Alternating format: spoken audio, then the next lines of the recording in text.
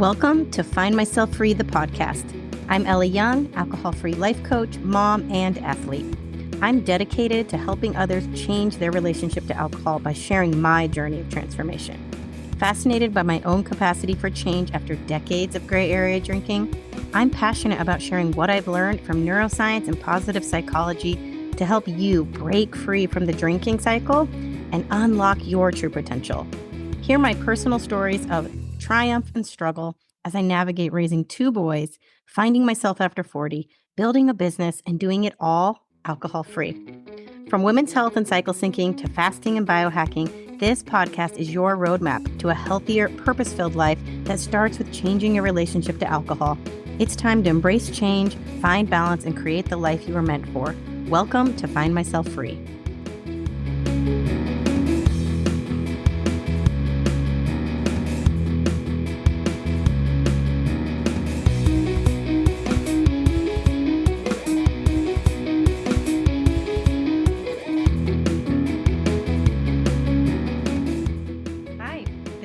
Ellie Young, and welcome to Find Myself Free. As I record this is the second weekend of Sober October. It's Friday the 13th. Ooh, spooky. So this is the second weekend we are attempting to go alcohol free. And I hope you are, being really intentional about how you are setting up your weekend ahead. You're not waiting until the moment strikes where the cravings hit and you don't have a plan, because that requires a ton of energy to try and shift gears off that old drinking pattern and move into your new pattern. So it helps to be really intentional right now. It's 12:30 here. Start planning out. What are you going to do tonight? What are you going to do this weekend? And, one of the topics we're going to discuss today is managing anxiety in early sobriety. And this is one of the things I want to talk about really early on in your journey here for Sober October, because let's face it, when we stop drinking to numb our anxiety, we can feel really raw. And it starts to bring to the surface all of these things that we've probably been numbing for quite some time. Different irritations in our life, different issues that we just haven't dealt with. And our only coping mechanism has been to numb it, to drink it away. Whether that's consciously, but most of the time it's subconsciously. We don't even realize how quick we are to numb these bad feelings and these bad sensations and the stress in our life and the irritation. And it really has prevented us from growing. It prevents you from addressing these things in your life and making a change that would help you progress through it instead of just staying stuck and numbing it. So one of the tactics I'm going to talk about today is called the nailer tactic. And I adapted this from the book Not Drinking Tonight. I'm blanking on the author's name, but the title of the book is called Not Drinking Tonight. I think her name is Amanda. But it's an acronym for how we process anxiety in the moment. And again, the anxiety is going to tie hand in hand into the thought work we're doing, because a lot of times anxiety, we start to experience that kind of bodily sensation, and then we assign thoughts to it. We start to hear a thought come up, and we assign all this meaning to it in our world. Like, oh, I'm irritated because this. And I start to feel this overwhelm in my body. And what do I do when I feel that overwhelm in my body? I want to drink. I want to quiet it. I want to relax. I want to not have to think about it. I want to shut down that thought, right? So this goes hand in hand with the thought work we're doing. We're trying to catch those thoughts that are the genesis for our drinking behavior. And we're also trying to catch this anxiety and bring it out of the subconscious and into the conscious, where we can then work on it and say, hey, this is the thought that's trying to sabotage me. This is the anxiety that's trying to sabotage me in this moment. So this tactic is going to help bring that anxiety and bring those thoughts out of the subconscious into the conscious, where you can really be intentional about working on it. So it's called the nailer tactic. So the N means you notice it. And the first two are really, really quick. Just notice it. I'm feeling that irritation, that anxiety, that stress in my body. and you just notice it. A is allow it. Instead of trying to squash it, instead of trying to numb it, you allow for it, you give it a little space and you go, okay, I'm experiencing this in my body right now. Now what? I is investigate it. Okay. Where do I feel this in my body? Is it a tightness in my chest? Is it a tightness in my throat? That's typical for me. That's where I feel my anxiety. Am I getting hot? Am I cold? Am I sweating? So just investigate, where is this presenting itself in my body? A lot of times you can put your hand on your heart and you can kind of feel and kind of like give yourself a little hug, a little tender touch to the anxiety. L is label it.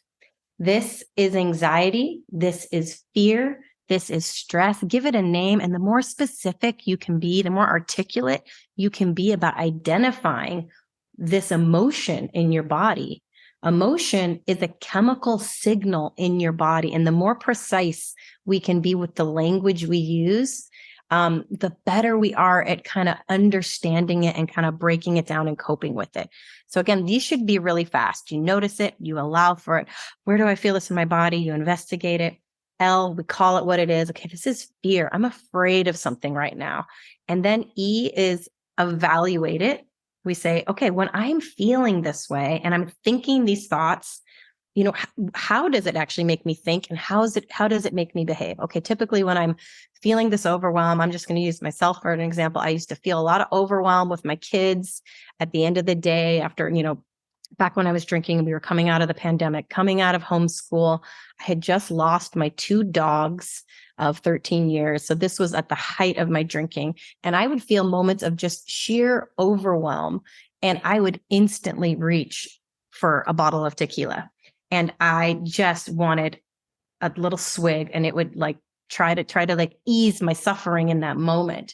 So that overwhelm and the thought that I just can't take it and I just need to like relax and feel nothing right now, it created the behavior of me reaching for that bottle in that moment. Okay. So that when you evaluate it, say, how does the thought I'm thinking right now actually make me feel and actually make me behave? Right. And that is the thought that we're going to try and replace with the thought work we're doing. But right now we're just addressing the anxiety. So the R in the nailer technique is release it. So the big step here about, instead of letting this anxiety kind of rule your body and rule your emotions in the moment, which is then going to cue the drinking behavior, we are going to 5, 4, 3, 2, 1, get up and release that anxiety, release that emotion in your body. And for me, it was always get out of the house and walk around the block with my dog. And for me, it was like seeing that sunset, getting that fresh air, and looking at the expansiveness of the sky was really what kind of got me out of that same loop of anxiety, emotion, cueing my drinking behavior. And it was a new reward for my brain. It actually felt better and it calmed me to get outside and get in that fresh air. And it can be enormously difficult to overcome that initial friction when you are experiencing the drinking anxiety, the drinking cue, and that, inertia is like pulling you towards that behavior. It's very difficult to interrupt that and do your new behavior that you're plugging in here to try and stop the drinking behavior. And that's why we have to be really, really intentional about it. So you're thinking about it now. If you're listening to this and it's daytime, you're preparing for that anxiety to hit. You're preparing for the drinking cues to hit. And you have what is called an intentional implementation plan. So I got this from James Clear, Atomic Habits, the intentional implementation. So when I feel overwhelming anxiety, I will get up and take a 5-minute walk outside and breathe. Okay. Another step that I used to do is, and I still do to this day, is I will do the sympathetic sigh. This is a breathing technique from, I got it from Huberman Lab. And this is that double inhale. So you go another inhale at the top like that, and then a long exhale. I do this a couple times. And if you can hold it at the top for a few seconds, do that a couple times. And that is an extremely effective way of down regulating yourself in that intensity of that emotion and that moment, and allowing you a little space to get up and do something else. I actually called out another tactic earlier when I said 5, 4, 3, 2, 1. This is a tactic I've learned from Mel Robbins, fellow podcaster. I love her. And it's like the countdown to a rocket ship blasting. I use this anytime I need to do a behavior that I either don't want to do, or I'm having trouble finding, like connecting the dots and getting myself motivated to go do the thing, right? I do this with my kids to get them out of bed, especially my 12-year-old. I'm like 5, 4, 3, 2, 1, like blast yourself out of bed. And the science behind this tactic is that the brain uses that little space when you're trying to motivate to do something. It tries to use that space to talk you out of it, right? Any little wiggle room, any little kind of gap in your decision making where it's like, hey, I'm going to try to talk you out of doing the thing you should do right now, the brain starts to win right there. It wants to be lazy. It wants to put you on an old pattern, put you on an old loop. And instead, if you need that energy to like start the new behavior, you 5, 4, 3, 2, 1, blast yourself. Don't give your brain any space to talk you out of it. And you get on that new train track in your brain and you start doing the new behavior. So this is when, for that nailer technique, you notice it, you allow it, you investigate it. Where do I feel this in my body? You label it. This is fear. I'm afraid right now.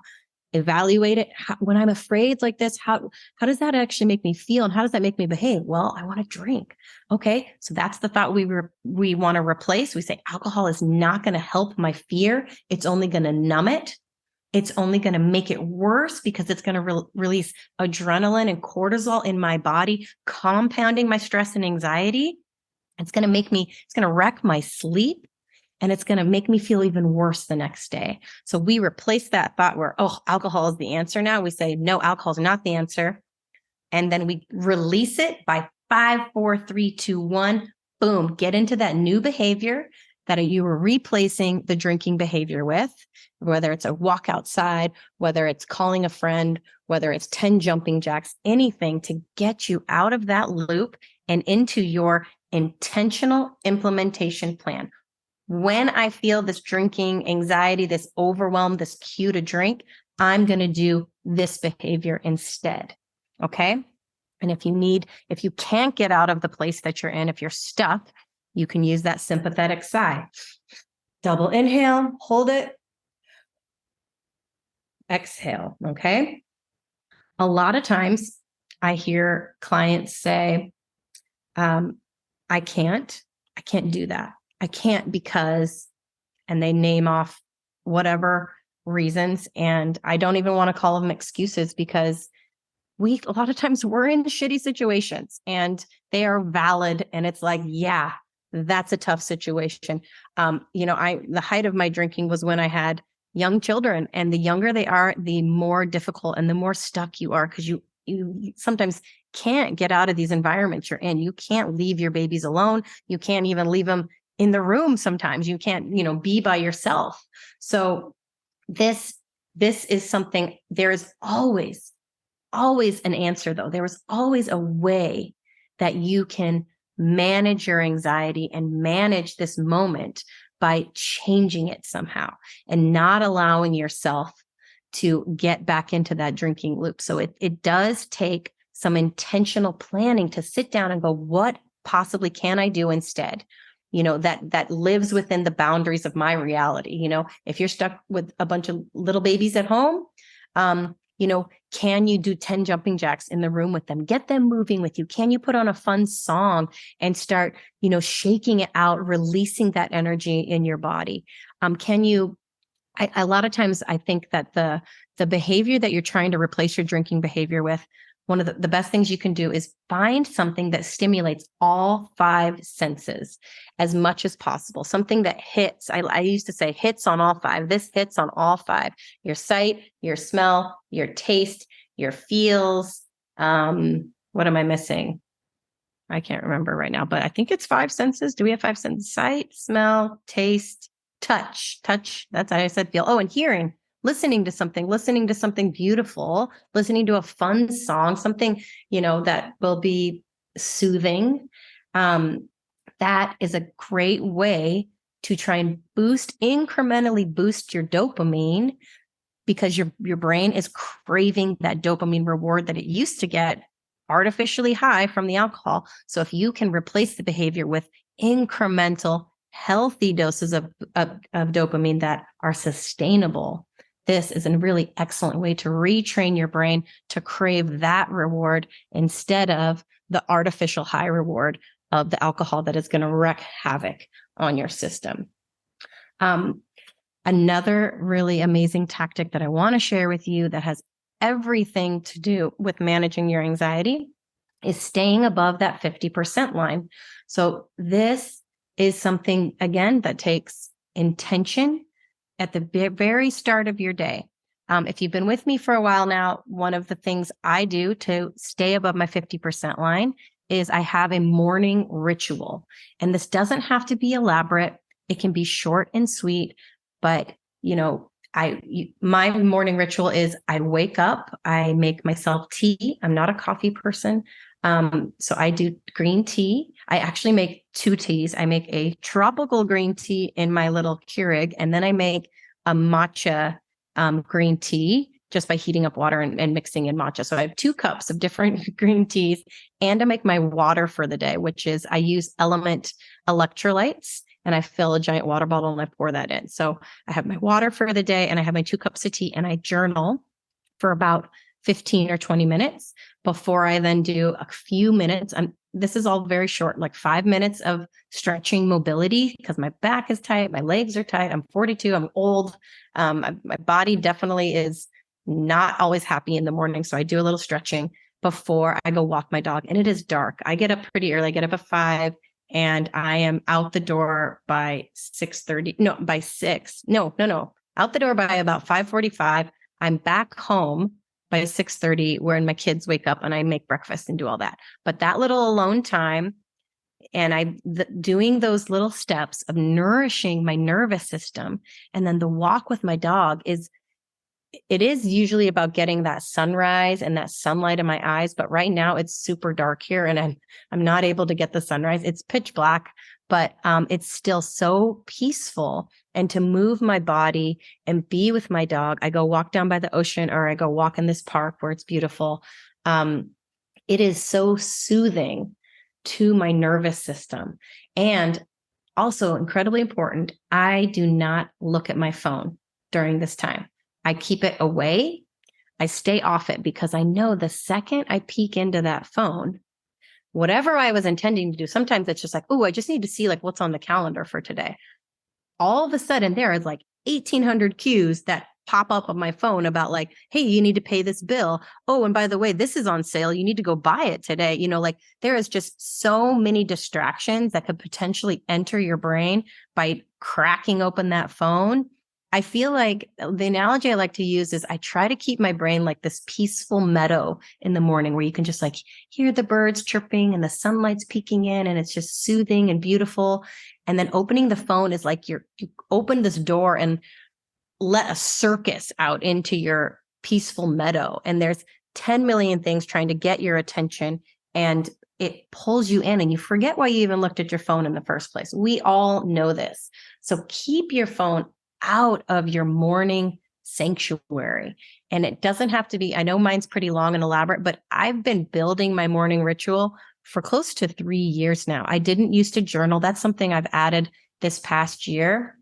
And I didn't used to do the mobility stretching. So these are new little things that I've added.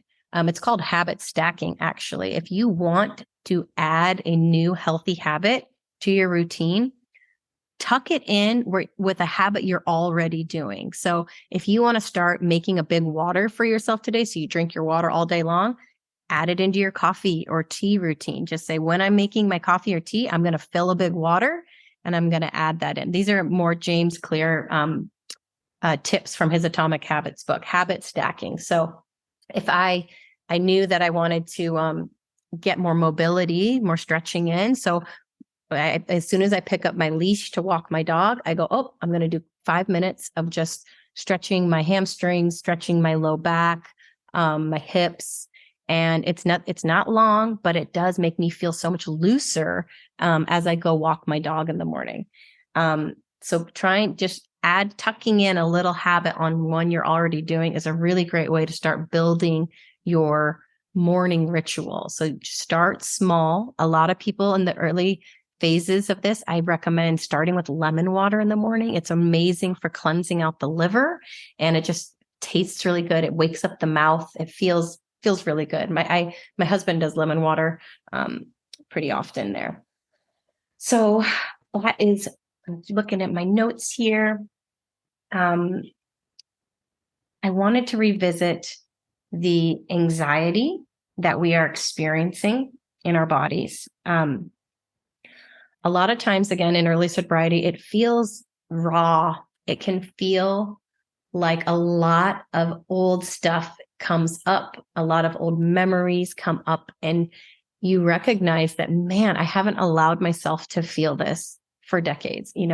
Early sobriety is marked also by memories of bad drunk nights pop into your head all of a sudden, and cringe-worthy moments where you're like, oh my gosh, I can't believe I did that. I can't believe, and all these ideas. And it's a little bit sad because these moments used to be like, oh, this was like a fun night, right? And then you kind of like look back and you're like, oh, but man, my eyes were like always half masked, and like, man, I look really sloppy. And you'll remember something and you're like, wow, that wasn't great. That's not my finest moment. That is not something I'm proud of. And so a lot of moments come up like that in early sobriety, and it doesn't feel good.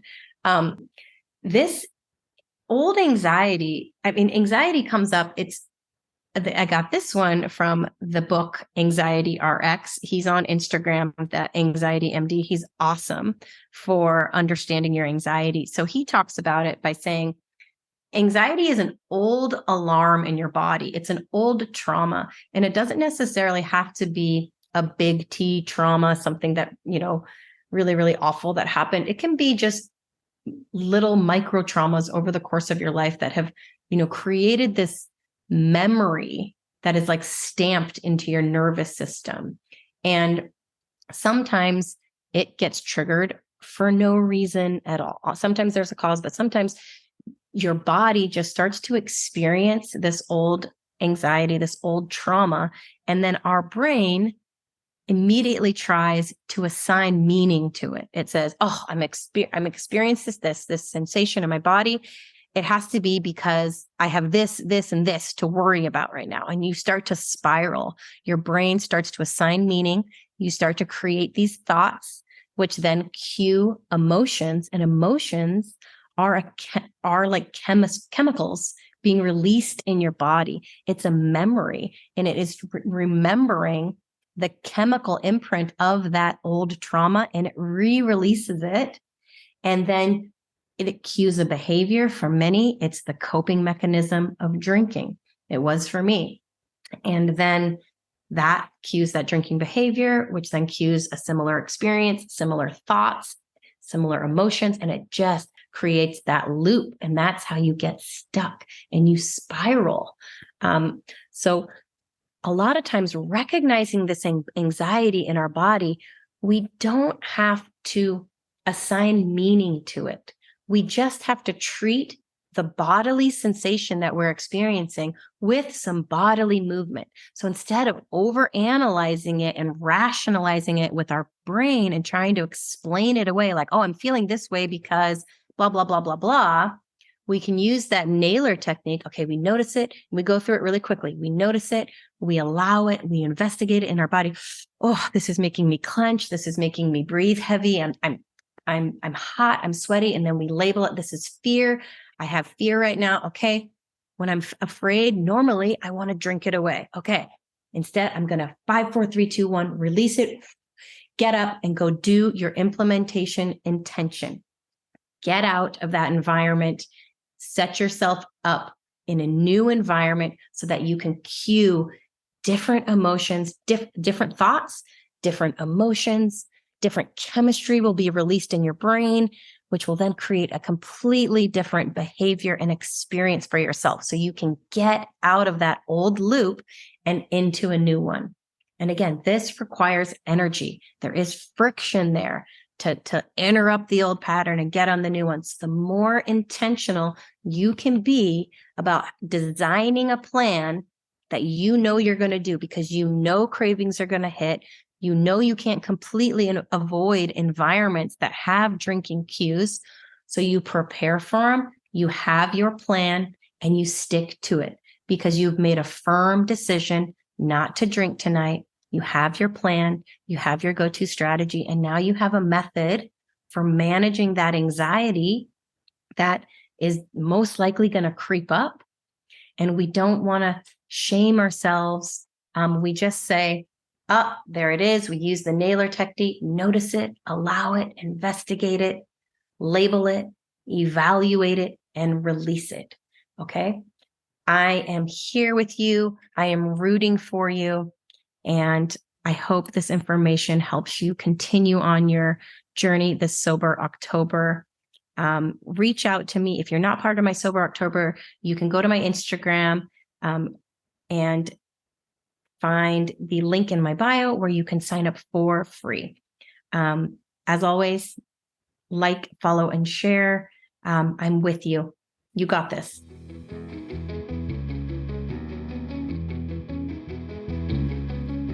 Hey team, you've just listened to an episode of Find Myself Free.